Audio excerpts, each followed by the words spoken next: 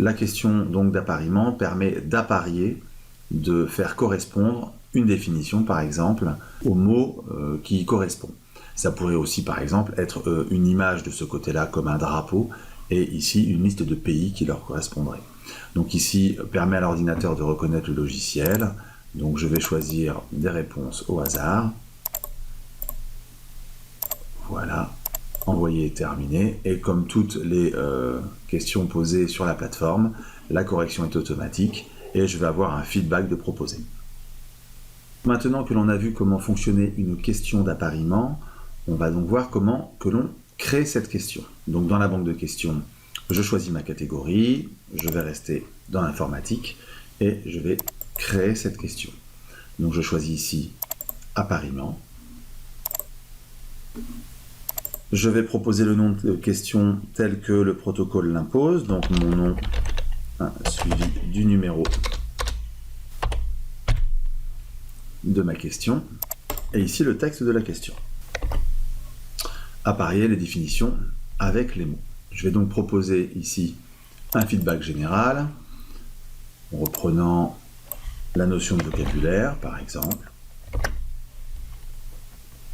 Je vais laisser cocher ici mélanger, ça permettra à chaque fois que l'on refera la question de ne pas toujours avoir les questions posées dans le même ordre. Ça oblige la personne qui fait les questions et qui apprend à bien mobiliser les connaissances et non pas à mémoriser simplement l'endroit où il doit cliquer ou l'ordre des mots. Donc voilà, rien de plus simple. Dans question 1, je vais donc pouvoir poser la première définition. Et dans la réponse, évidemment, celle qui y correspond. Je vais donc ici bien sûr associer la définition avec la bonne définition avec la bonne réponse. C'est le logiciel ensuite, la plateforme, qui s'occupera de mélanger les questions et les réponses.